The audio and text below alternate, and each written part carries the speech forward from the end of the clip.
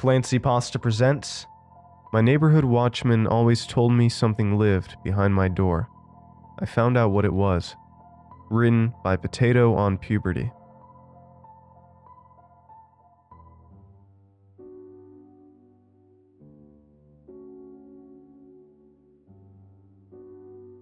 When I was a child, I lived in a small neighborhood in the heart of a bustling metropolis, in one of the most populous countries in the world.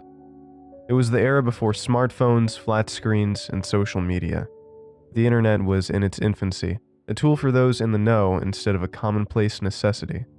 There were no massive franchise outlets popping up in every available square foot of pavement space, and restaurant leaflets printed on cheap yellow paper was still something to look forward to when checking the post box at the end of the day. I say this not to decry what we have now. I am very much a member of the modern era, and I don't glorify not being able to look up what I want when I want to. I simply say this to carve out an image of what the days were like when I lived through this story. Because you see, I believe that the only reason more people didn't know about this was because they had no way to. There is nary a traveler faster than rumor, but rumor itself cannot board a ferry and cross the oceans, nor can it rack up the money to print out warnings and ship it to the billions who needed to hear it. Not until the net came about could that truly be possible, and it is for that reason that I pen this today, with the intent of reaching out to as many people as I can, just as Bahari had once intended. Bahari was our neighborhood guard. He was an amicable man, tall and dusky, with a heavy voice and a pair of trousers that looked like they'd seen battlefields more than wash basins. He had a ready wit about him, and the children in my complex loved listening to the stories he told us about his village down east by the river, where they caught fish in nylon nets and cooked curry with bitter gourd grown in their own backyard. Sometimes his fondness for food would slip into the stories, and the children would groan, impatient. He would laugh wholeheartedly and talk about how his wife could cook the most amazing potato curry with cumin seeds and onions, and how if she was here, she'd yell at them for not appreciating her cookery more. What he considered most precious, however, was his daughter. He would proudly show around the little black and white photo of her that he would carry around in his wallet. He would take a new one every year, so for someone like me who would talk to him often, it was like watching her grow up before your own eyes. He would rant about how she had inherited her mother's cleverness and her father's good looks, and how she would tease him, saying she preferred his nephews and her mother's company to his drab stories. Listening to Bahari every day, however, was a privilege afforded to only a select few, for despite being a guard, he never stood behind a door or sat at a table in the garage of a still, silent apartment complex to keep wanton miscreants at bay. He patrolled the neighborhood at night from 11 to 7 in the morning, and slept in the afternoon atop a straw bed he'd made himself, laid under the shade of the tree in front of our house. During monsoons, when the rain would break through the canopy and cover the tarred streets in a muddy torrent, he would calmly sleep on the roof of our building with a tarpaulin sheet pulled tight above him, tied to the corner of the roof with twine he'd gotten from the sweatshop nearby.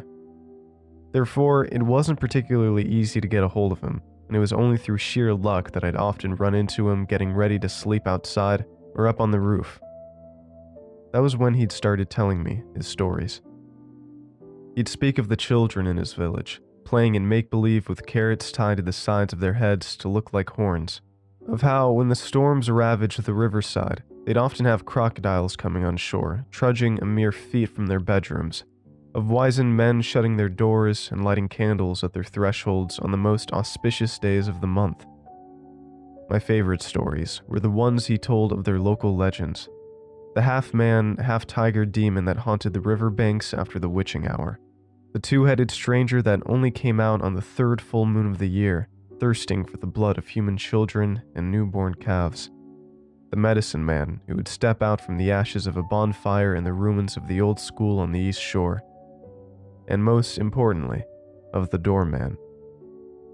While all his stories would delight and enthrall, the tales of the doorman would stand out to me. They were the kind you'd dream of when you sat in the dark, awake and aware late at night, listening to every scratch and jolt and squeak ringing out in the slate-black shadows, and imagining the unseen machinations behind them. The doorman always seemed more than just a story when I heard Bahari talk of him. somehow more rooted in reality and in the terrors of the mundane, more than the other fiendishly horrifying specters he would tell us about. The doorman isn't a human, he'd say, neatly folding a betel nut leaf in half and sealing it with sweet syrup. No one knows what he is. He's not of this world or any world that you or me or our ancestors have any knowledge of. He lives in the shadow behind the door, the shadow it casts when it opens completely against a wall, and he's lived there forever. Which door? I'd whisper, trembling as the evening skies turned darker and darker and the rains beat against the tarpaulin above his straw bed. Every door. If it's a door that leads into a room, the doorman has lived in the shadows behind it. Perhaps he still lives there. He isn't of this world, and there are no worldly laws to tether him to our way of life. He is everywhere at once, and he is nowhere. He will come out during great misfortune. When the night is at its darkest, the lamp is burning at its lowest, and the shadows it casts are at their longest. At that moment, if you are awake, you'll hear a scratch at the first door to your house. If you tiptoe quietly to the room it opens up into, you'll notice the air around you getting heavier, like it does hours before a massive summer thunderstorm. With the sweat trickling down from your brow, you will see the faintest hint of something dart in from under the door. A shadow in the shape of a 7-toed foot, thinner than paper, slowly taking form like a cloud of black steam being frozen in place. Then, as you're rooted in place, you'd see the rest of him, coming through the door, charring it from the center outwards. What does he look like? I'd ask as thunder rang out behind me. Like nothing you could comprehend. It'd be like looking upon something vast and unstoppable and describing it with nothing save words later. You can hear them on the radio talking about a 60-foot tidal wave or a 1,000,000-kilometer forest fire, and you could convince yourself you've grasped the sense of their magnitude, of their terror. You would tell yourself that this is as big as a building, or as wide as 10 cricket stadiums, but you will only truly understand the scale of terror they inspire if you see them. There is no yardstick, no measuring tape to convey what horror he'll bring into your life. All that is certain is after he's done, they'll never find you. You will be alive only as a story, a cautionary tale of no real value since there is little you can do to thwart him. Isn't there any way to stop him? Not in this day and age. There will be those who believe prayer will stave him off. I say that's not true. To say that he is rendered impotent by anything we may do is wishful thinking and an all too human way of convincing yourself you're safe. Bahari would pop the betel leaf into his mouth and look into the dark clouds, savoring the sickly sweet flavor as the world around him rang with rain and thunder and howling winds. His blue tarpaulin flapping madly against its restraints, an old tattered bedsheet covered in black polythene bags covering his frame. He never seemed to mind the elements, their fury and splendor. He said they reminded him of home, of when the storm would force him and his wife to keep watch at their doorstep to deter crocodiles from coming in too close to their daughter's bed. As I came into adolescence, my interest in the macabre grew, becoming a full-time hobby. Bahari never stopped telling stories, but I had less and less time to listen to them. I still sat and heard him talk anytime I could, however, but on most days I'd come back from school, finish off work, preparing for the college entrances, and plop down on the bed to read horror stories. The gothic, incomprehensible terror of those tales would lull me into a fitful sleep, sometimes broken by sordid nightmares of whatever abomination I'd read about that night. And sometimes in those dreams, lurking at the back of whatever ludicrous world I had conjured up, there would be something tall and black, standing just out of focus, and if I tried too hard to see what he looked like, I would be jolted awake. In the summer of my first year in college, Bahari suddenly stopped coming to our neighborhood. There was no warning, no news of his departure. He just up and left, put in notice at the ramshackle securities office down the street, and he took his straw bed and blue tarpaulin with him. One day he was there, raring to talk, The next, he was gone. I asked around at my neighbors and at the local tea stalls, and no one seemed to know why he had left. Apparently, he had taken the early morning train to his village and set off midway through his shift. The only one who'd seen him was the porter at the station, who was also a regular at the tea stall. "He looks scared, sir. I've seen this man coming and going for a decade, and I've only ever seen him smiling. It was strange." I felt odd listening to that. I was certain that there was some tangible reason, some concrete rationality behind his sudden departure. I was worried for him, and more than a little angry. Bahari was a part of my childhood, and I shared several memories with him. Stories told on gloomy days, cricket matches played with makeshift bats and plastic balls, talking about his family to the extent where they no longer seemed like strangers in a place miles away from home.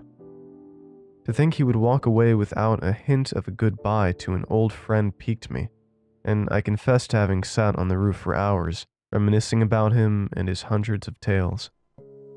But time is a ruthless taskmaster, and as the months and years rolled by, he faded from memory, with just a handful of moments scattered in the larger consciousness of my past to gauge the impact he had on my life. I grew up, graduated from college, and entered a master's program in a university away from home. It was a very different life there, far removed from the hustle of everyday city dwelling. The university campus was quiet, blanketed in silence on weeknights, with only the drone of cicadas and crickets breaking the austere atmosphere. There were no buses thundering down the streets, and no drunken neighbors yelling at the wind, just calm solitude amidst the pursuit of research and academia. I would often walk outside my dorm room, a novel in hand, and read quietly under the university park lights, their incandescence bathing the shrubbery in an almost dreamlike glow, orange among black. My penchant for horror was as prevalent as ever, and when time came to do my thesis, I knew I wanted to do it on something relevant to me, something I could pursue passionately for a year and delve into the most fine-grained details and histories of. It was then, after half a decade, that I recalled my old friend Pahari and his treasure trove of stories about the culture, mythos, and legends of his land. What I had then seen as enthralling, disquieting fun, I now saw differently through a scholar's eyes. I saw a little community full of lore and rites peculiar to them that begged to be explored, to be written about and held up to the world, that merited a deep dive into their very roots to find out the origin of their stories and their customs. It seemed to me to be the only way forward.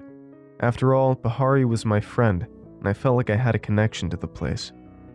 It was as if what I had shared with the man had been set up simply so I could venture into this second act, and maybe in the process, regain a lost kinship. I presented my idea to the supervisors, who needed more than a little persuasion. After all, there was not to prove that this little village could truly hold anything heretofore unseen, save stories I had heard from a single resident a lifetime ago. But I was possessed of a strange determination to do this, and I pushed for the project, even offering to fund it myself. Eventually, the committee relented, agreeing to support it on one condition. I was to stay there for a week and surmise whether there was anything of promise to be gleaned. If that was successful, my thesis would be completely funded. If not, I would come back having wasted neither too much time nor any consequential sum of money. I set out a few weeks later for the village. I always knew the name, and finding out how to get there from the university town I was in was no easy task. It was the middle of summer, and I was facing a 14-hour journey by train and boat.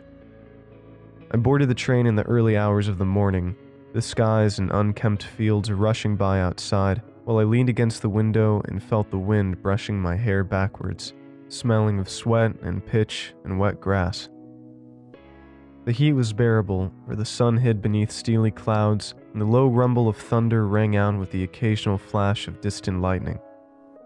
I got off at the port by noon, and hunted for a ferry or at least a fisherman's rowboat. The journey by water would take 6 hours, and I wanted to be in the village as early as I could. It had started raining by then, and the cascading drops left ripples on the river's visage, marking old, hunched-over fishermen sitting by the burning grounds.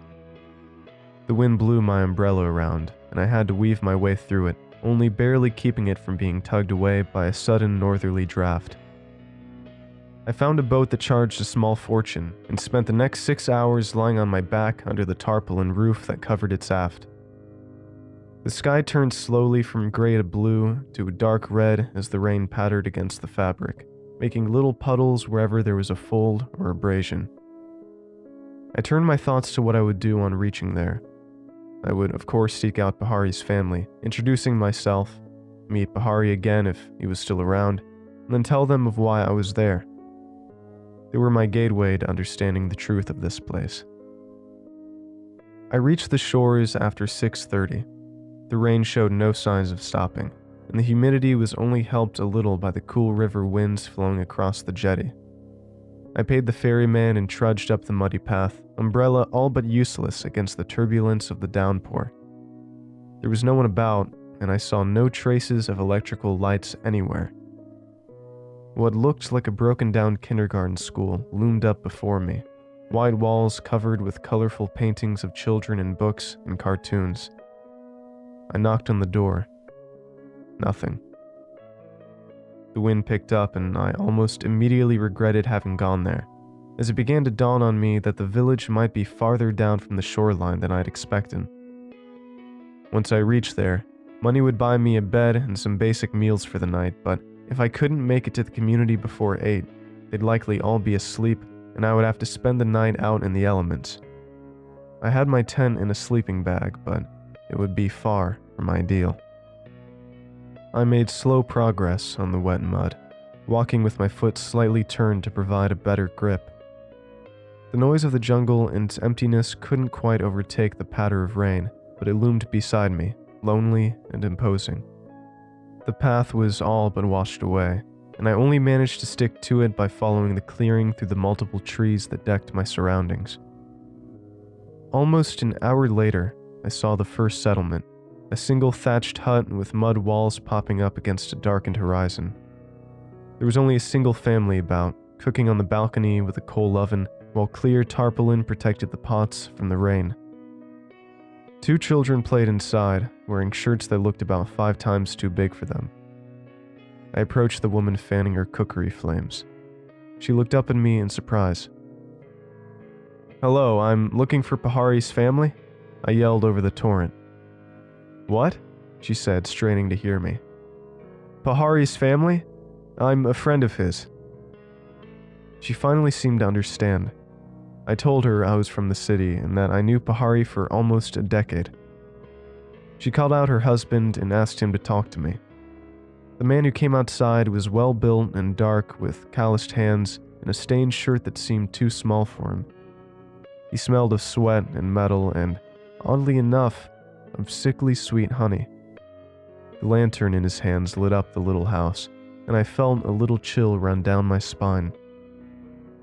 I didn't understand why, but it was as if a primeval part of me, conditioned to instinctually heed something unfathomable, kicked in and pulled me backwards. "Come in, sir." I snapped out of my daze and looked at him. He was pointing to his door. I shut my umbrella and followed him.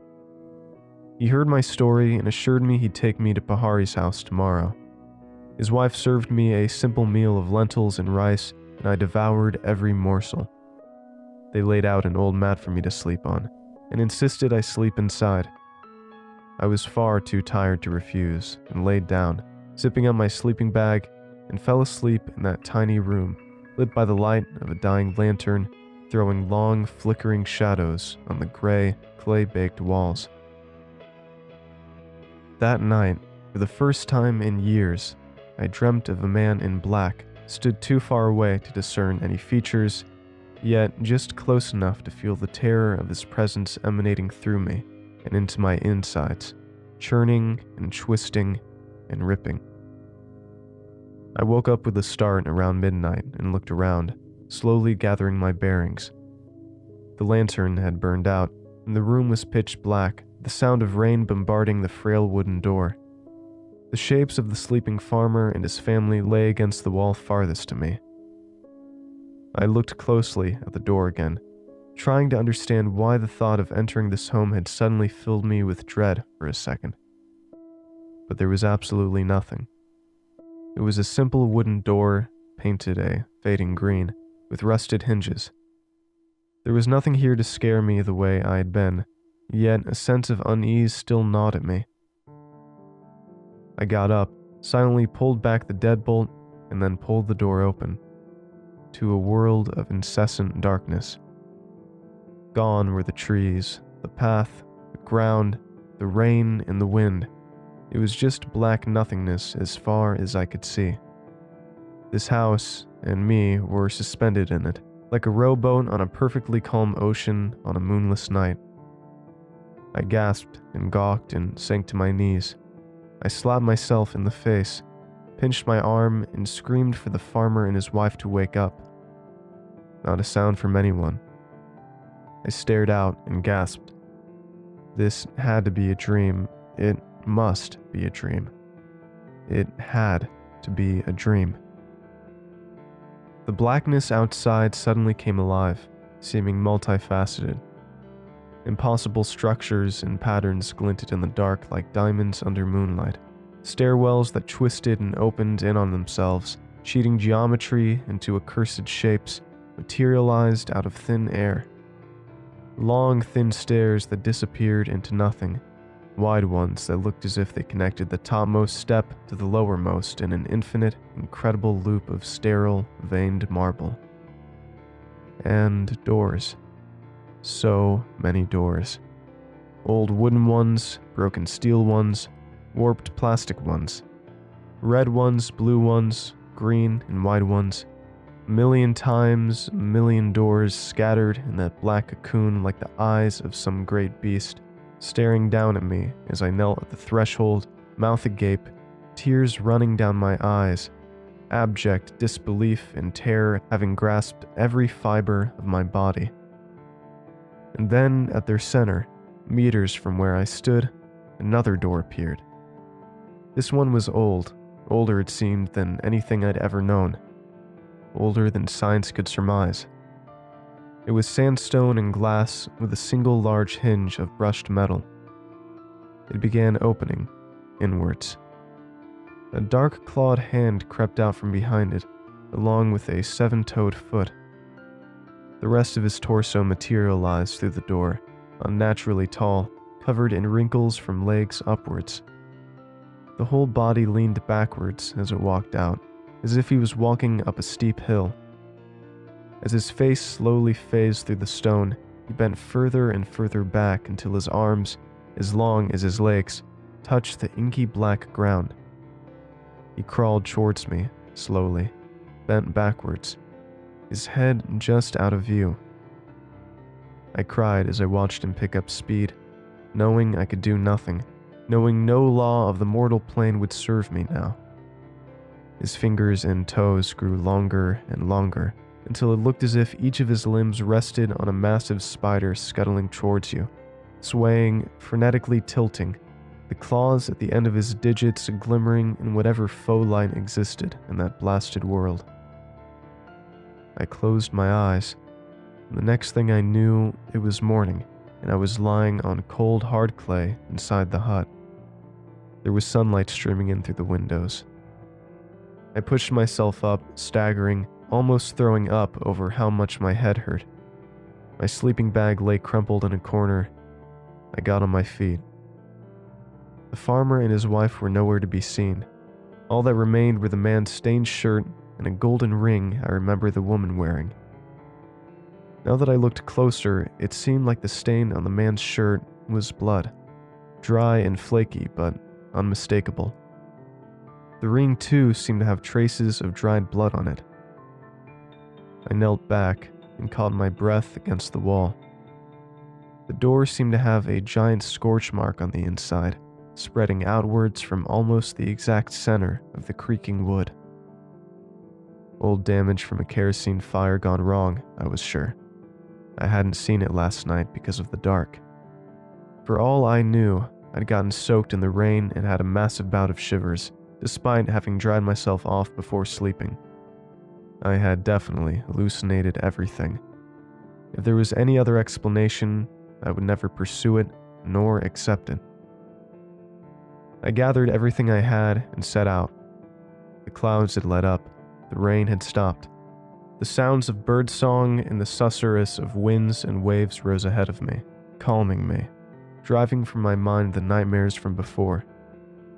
The sun shone on a still muddy but discernible path. I reached the community proper in half an hour, where I inquired at the tiny post office about where I could find some food. They pointed out a place by the local market where laborers gathered to eat. I thanked them and asked after Pahari. "Pahari?"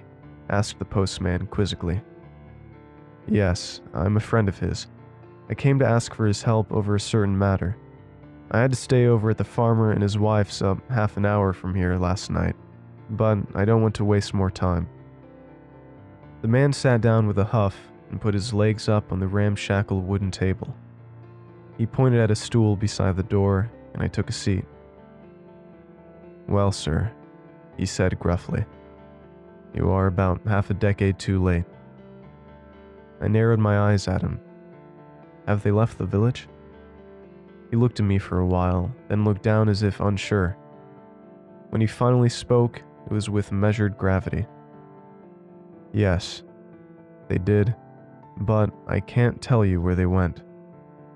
You see, Pahari had a daughter. I'm sure you must have seen pictures of her. One day, when he was away in the city, she came to her mother saying she had a stomachache, a really bad one. When she was taken to the village nurse and got to know what had happened, her mother traveled 3 hours by boat to the nearest island with a phone line so she could let Pahari know. He came back that very night. I realized with a jolt that this must have been the day when he'd left our neighborhood for good, throwing away his friendships and job. The day he left mid-shift and caught the earliest train home, taking his blue tarpaulin with him. What had happened to his daughter? Visions of the precocious little girl popped in my head from when he would show me her black and white photos and of his few cherished possessions. She would have been 11 when he left, maybe less. Well, sir, she was pregnant. I choked on my own spit and gasped for air. The world around me seemed thick and heavy. The birdsong had ceased, to be replaced by a distant metallic screeching, as if someone was pushing aside a rusty collapsible gate from far away. We didn't know who did it at first. She wouldn't tell us. But Pahari didn't need her to say it. He knew. That night, he invited his nephew to spend the night with him and his family at the clinic, to keep watch over her because he trusted him, he said. When morning came by, the locals found the clinic on fire. The family was safe, having escaped just in time, apparently, but the nephew was never found. There was no body, no charred remains. All they found of him was a chipped nail, tucked away neatly on the clinic chair he'd slept on, miraculously untouched. The police never found evidence of anything having gone wrong. The family claimed to have not noticed anything until the fire started, except the daughter. He furrowed his brow. She spoke of something coming inside in the dark, something that was bent over the wrong way. Her words, not mine. We never got more out of her because she claimed she passed out before that. The next day, the entire family left, and they've never come back. As he stopped, he drew in a deep breath and closed his eyes. The stifling tension in the room seemed to let up a tithe, and I put my head between my hands. This was difficult to process. I imagined Pahari's smiling visage, his pride over his daughter and her prowess at hide-and-seek, his sudden departure, and the terror he must have felt as his world slowly crumbled around him with no warning, no heed to the lives it was going to destroy. He would have taken the boat across the river, paying out from his meager salary, the subtle beauty of the tepid river blanketed by an ocean of despair and horror, anger and vengeance. He was a father, and the pivot of his entire existence had been torn to pieces, thrown into the wind like chattel. The postman cleared his throat, bringing me back. Also, sir, the only one who lives up that path is an old man. There are no farmlands there, and no farmers or farmers' wives. If you say you spent your night there with the people you say you did, I believe you may be talking about someplace else. But either way, I would caution against going that way late at night. Why's that? I asked. There's a family of honey gatherers from across the border that have been spotted up there, and they're a bloody lot. They'll sooner kill you in your sleep if they think you have coin than make you a meal. I bent over and threw up. The world spun and tilted and collapsed in on itself, and I passed out. I dreamt of him again, inching out of the door, scuttling towards me, his talons gleaming, ready to rip and shred and take me away to his own world, where he could have his way with me. When I came to, it was evening. The sound of crows and storks resounded in the distance, preparing their perches for a long night. Glowworms were floating outside my window, pinpricks of yellow and white that appeared and disappeared of their own accord. The air seemed cooler.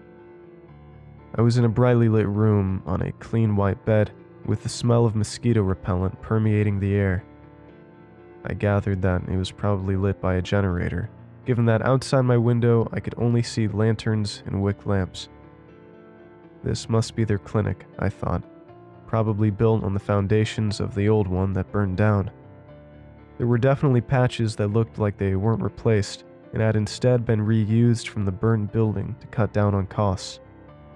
The window frame was far older than the walls or paintwork, and covered in darkened patches where they had been scorched. The little white table was steel but bore burn marks on its legs. Even the door itself had a large scorch mark emanating from the center and downwards. I paused. It was as if someone had plunged me into an ice bath and was holding me down, refusing me a single breath of fresh air. The hair on the back of my neck stood straight as the pieces slowly came together in my clouded mind. That day, I ran faster than I'd ever run before. I left all I had, save for the clothes on my body and the purse in my pocket. I woke up an oarsman sleeping near his boat and paid him 10 times the normal fare to take me away from there as fast as he could. We made the 6-hour journey in 4. I got onto the first train I found going my way and got on. My heart raced me the entire way back. I reached university in the wee hours of the morning, panting, spent and exhausted beyond measure, and slept for a day and a half. Then I told the supervisor that the project was a bust and I looked forward to working on something more theoretical, as I felt that was more to my taste. I assume he must have noticed how bedraggled and inhumanly tired I looked, because he sent me working on something I would never have to set foot outside the university campus for. As the months passed by, I began to finally confront what had happened. The puzzle assembled itself before me with astonishing clarity, something I sorely needed to move past the events of that night. It needed me to summon a certain suspension of disbelief, for the missing pieces were nothing if not supernatural. You see, I believed the doorman was real. He was something, as Pahari said, that existed in a realm devoid of the laws of mortal science. He was insurmountable, and to look upon him for too long was to lose consciousness, for the human mind can only decipher that for which it has context, a frame of reference.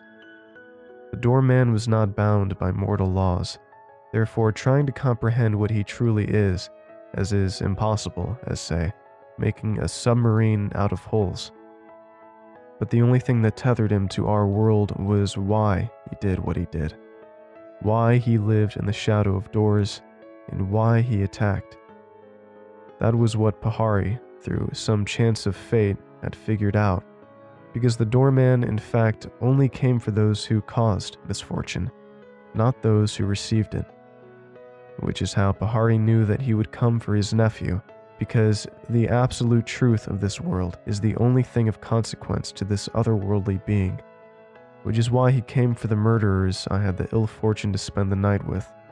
And, even more importantly, I believe you'd have to know of and think about the doorman to draw him in, just as I was when I entered that house. Why am I writing this now?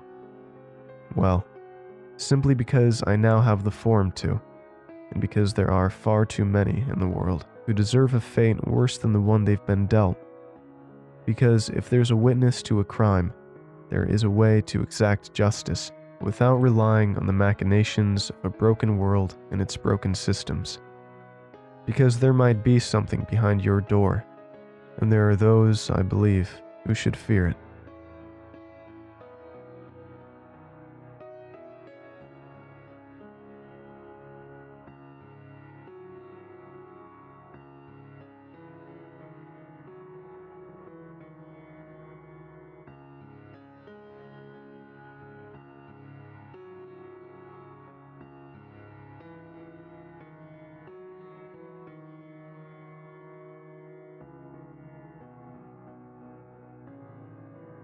Thanks for watching, and I hope you enjoyed today's video.